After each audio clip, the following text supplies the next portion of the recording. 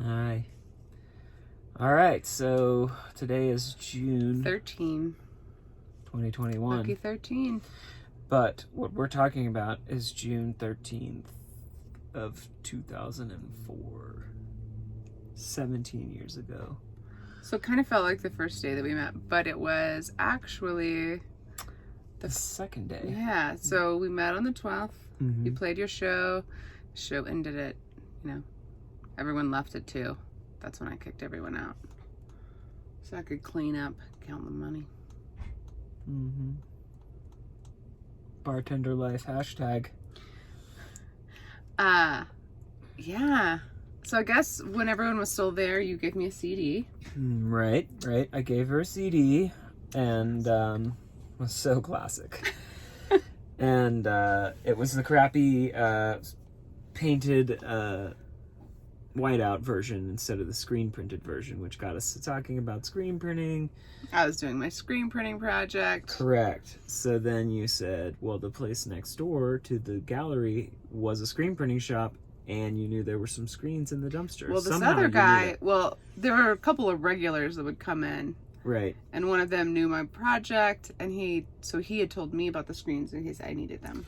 So then you told me, and so it was getting late, and there were about 10 of us together as a group, my band and J. Roddy Walston's band, and we were thankful to be staying at crashing across the street at now My ex-boyfriend's house. Yeah, but he lived with some people that Yes. became friends of ours. But anyway, we walked across the street to kind of stake out our sleeping situation, and then I walked back to go check out the dumpster. You were like, okay, situation guys, with Eileen see you in a bit. after she finished everything. So I get back. Yeah, the guys gave me some gentle ribbing about going back to see the cute bartender. And anyway, I got back. It was kind of a strange crew of people hanging around. There was the very drunk door guy Oh, yeah. who was He was supposed to be protecting you Yeah. from people like himself. And then there was me, and then there was Mustache Man. Who was there all night taking pictures with what looked like a film camera. We just realized last night when we were talking to the kids about this, We were like, if we could wish find we had him, pictures of that we night. could find maybe some pictures. And we call you, if you're watching this, we call you Mustache Man because you had Such a great a mustache. very solid broom, a solid, it wasn't a handlebar mustache, it was like just a classic mustache. Yeah. Kind of like a Mario mustache. Yeah. So anyway, plus it was we didn't know your name. Yeah, So exactly. Anyway. So we went to the dumpster, Pre-Facebook. and Mustache Man came with us. He did. All the way to the dumpster. And I don't remember I don't remember him being there because talking. I remember just like talking to you. I remember him being there because I was like, I think that he, was- I saw him all the time at various shows because he was always like taking pictures of shows, and he came in to pick it a lot. yeah, and he was probably looking out for you. I think he was looking out for me because he knew the door guy was totally drunk. Yeah. Who knows about this joker? Yeah. So, anyway, and then we ended up. Mustache Man eventually left, and I really can't say I remember when he left because we just know. kept talking. We talked, and the moon went overhead, and then the sun started to come up. Well, yeah, we were standing outside talking, and I saw the reflection of the moon in the door of the gal because it was a glass door, and I was like, whoa, I think that's the moon. So I turn around, and it's huge. It's right behind us. Yeah. And then we saw the shooting stars. Yeah, was that your first time seeing shooting stars? You I'm said sure that. I must have, but I never I'd always look for them, and The other people stars would be didn't like, mean a thing until you met me. That's what That's you're right, trying to baby. say. So anyway, did see several shooting stars. I It was know. really, Yeah, really we did. cool. but then the sky started to lighten up, and we realized, oh my, Yeah, it is we'd very both been, late. It's so late, it's early, yeah. and we were exhausted. But I got her number, and we parted You ways. kissed my hand. Like a true gentleman. Yeah, and your hands are so perfect. And I was like, oh man, Basically, you would say there was like magic when we touched. Pretty much. Yeah. Pretty much. So, you know, we celebrate June 12th every year, but really all the magic happened on June 13th. That's true. But we really did meet for the first time ever on June 12th, 2004. Yeah. And then our first like conversation. So where did you go? You drove back to the farmhouse and went to bed? I did. Yeah, and I just walked over to Tim's house and your old boyfriend. Hey, Yeah. Tim. If you ever watch this.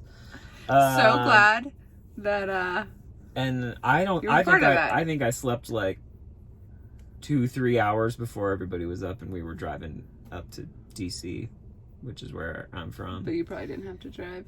No, I didn't drive. I don't think.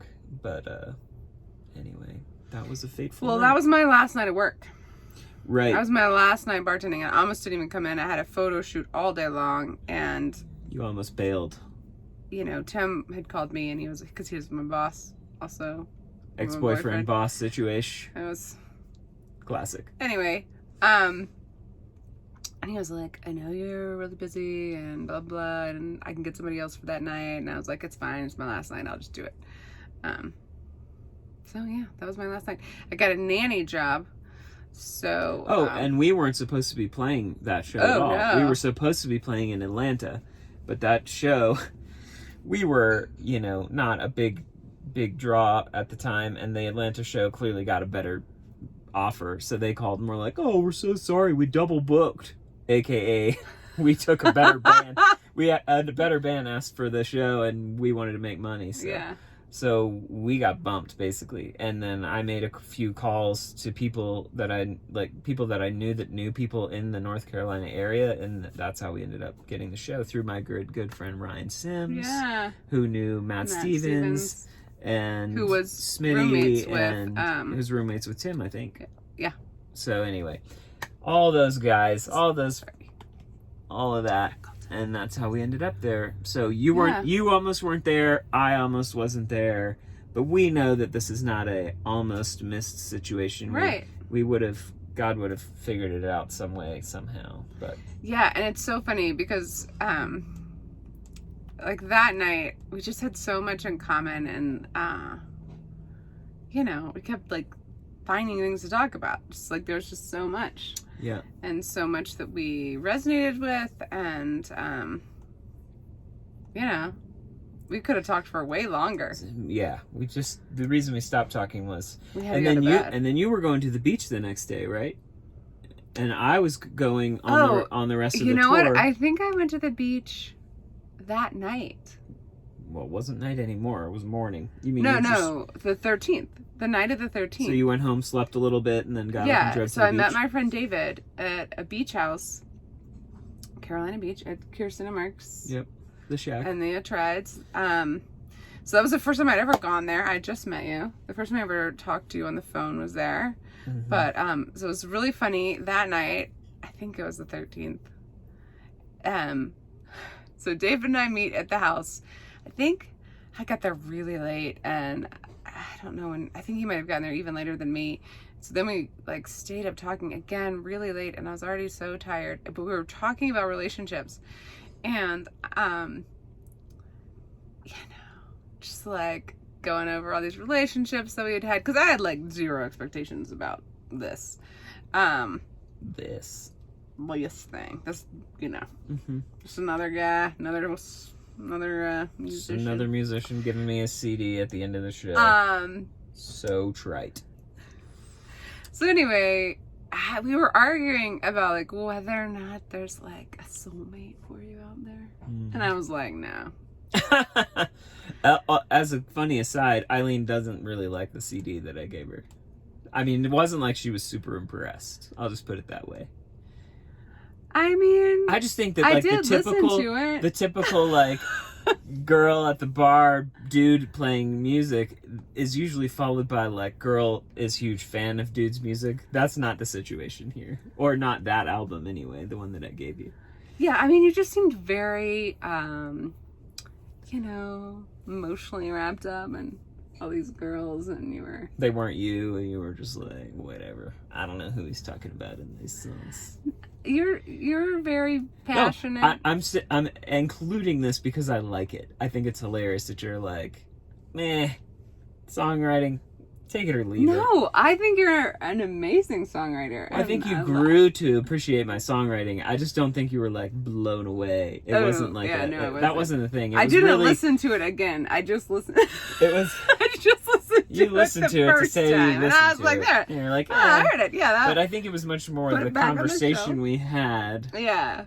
And the oh yeah, I mean, I emotional- definitely wasn't like. And it's so funny. You weren't because enamored. There were other people who were so enamored with you and your music, and they're like, "Oh, his music's so amazing. It's great." And later, when we went out to dinner with my cousin, he was like, oh, "What?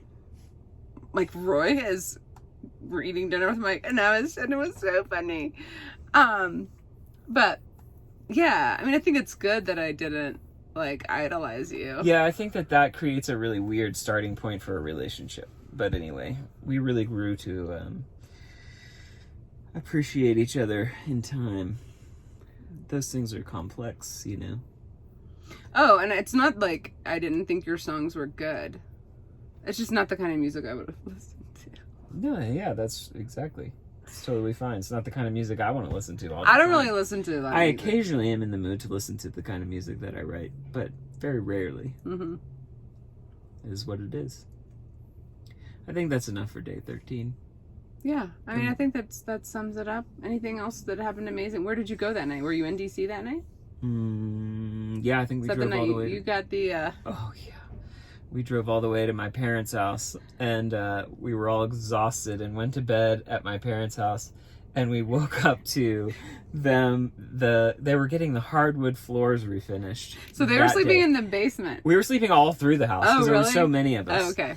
And I guess not everybody, because some of the bandmates of mine were local to that area, so they went home, to their own places. But the J. Roddy boys were all at my parents' house, and my brother Pete had just had surgery on his chest, so he's like sleeping in a recliner because he couldn't lay flat. Anyway, it's one of those like so horrible it's funny memories. But like we were all so exhausted, and then we get woken up at 7 a.m. to hardwood floors being sanded. It was just like, wow, dude, could there be a worse day for this to be happening? Yeah, that is what it is. Yeah. And John Willis, I believe John Willis, photographer, johnbob.com, was there the whole time. I think he was with us on the tour, and he took a bunch of pictures of me with the orange Volvo that morning.